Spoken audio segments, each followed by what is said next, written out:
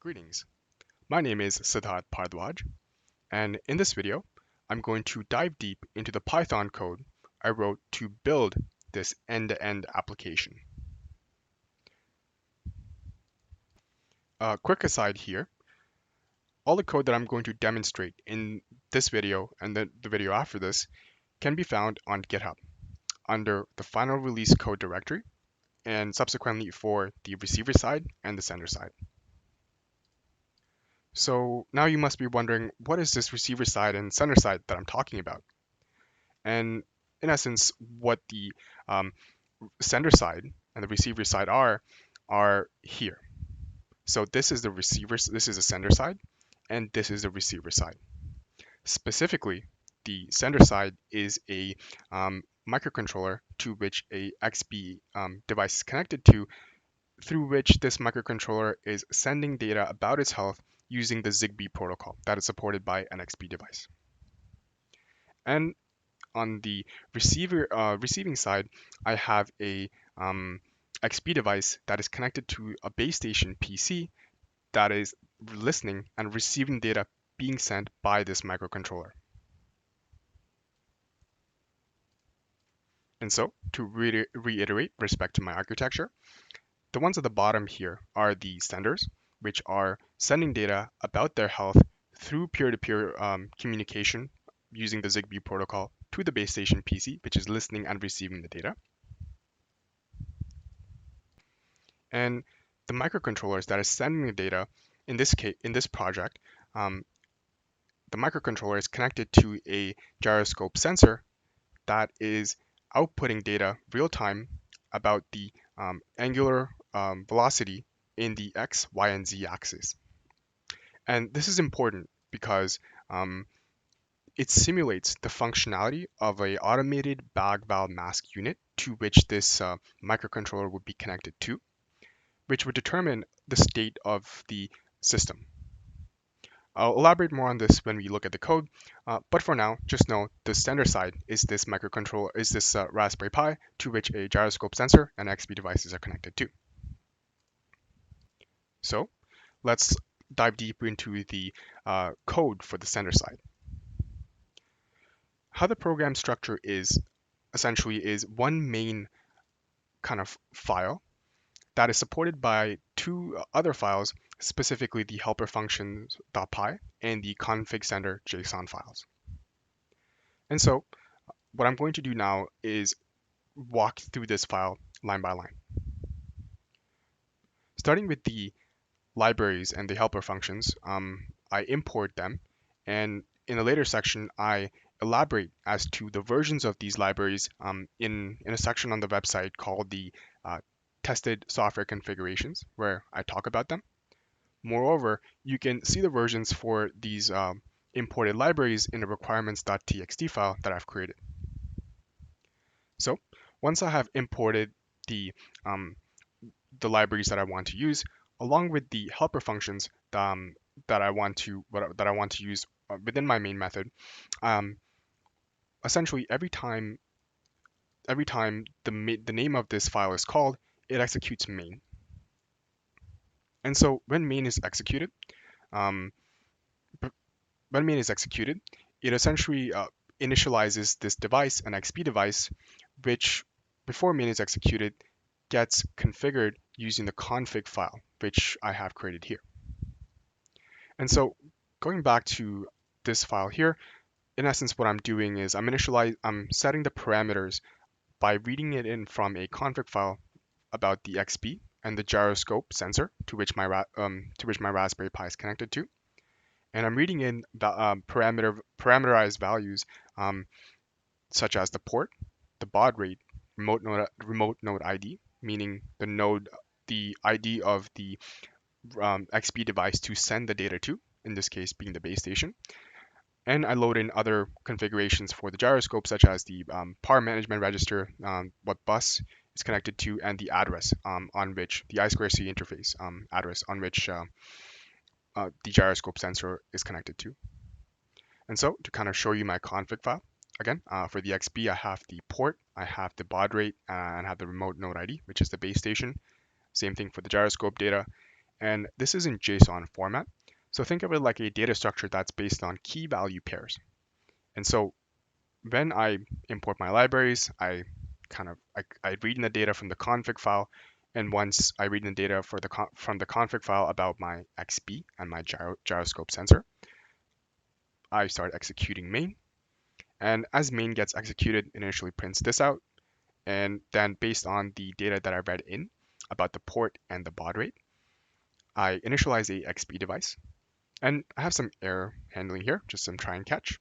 And once I have initialized the XB device, I then wake up my um, gyroscope sensor. Thereafter, I also wake up my XB device based on the initialized values. And once I've initialized those values, I then get the network to which my XB device is connected to. In this case, the sender XB is on the same network as the receiver XB, which is the XB connected to the base station.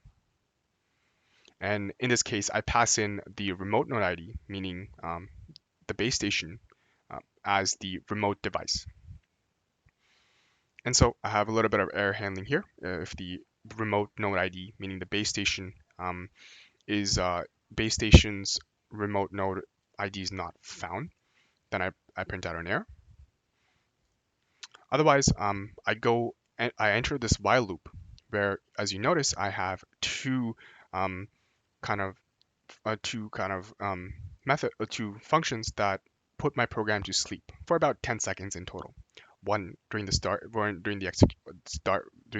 of execution of the while loop, and the other one towards the end of the execution of the while loop. And what I'm doing inside of my while loop, and this is a endless loop, is once I have read in the data from my config file about the configurations and everything is working without any errors being triggered, then using I'm using the gyroscope sensor to read in the angular velocity from the x, y, and z axes. Thereafter, I'm again reading I'm reading from my config file the x, y, and z thresholds, which looks something like this. And based on reading those values, I have an if else block that determines what system health data my microcontroller will send to the base station PC. In this case, based on this logic, it will send an OK or an error. And once that's done within the while loop, it then prints out whether the data was successfully sent, the address of the remote device, meaning the base station PC it was sent to, along with the data that was sent. And then once I print it, I actually send it using using the XB device that I initially initialized. And then if successfully sent, I print success. And a little bit of error handling here. If device is not opened correctly, meaning if the right configurations were not passed in, then this program would stop running. And so now that I've kind of talked about the SendeData.py, I would like to talk about the helper functions. So in essence, the main part that I'm using from the helper functions is these three methods here. If you notice from the repository, I've actually left a few other functions that you might find useful when working with your own gyroscope device.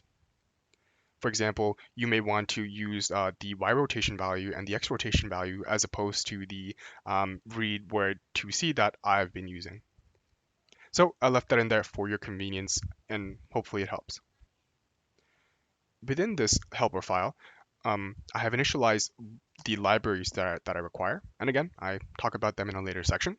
But once I have these functions defined, I pretty much use them to help out my main program, help drive my main program.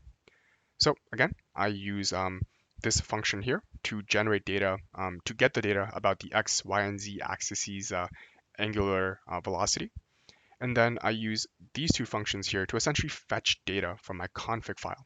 So from the first one, I'm fetching XB data from my config file. And for the second one, I'm fetching gyroscope data from my config file. And again, I showed you my config file earlier. It's available for you on GitHub. But these are the parameters I have set. And what's powerful about a config file is it allows for runtime configuration, meaning if I had to change anything, I don't have to stop my program. I can simply change the config file um, value here, and it would reflect the changes as the program is running.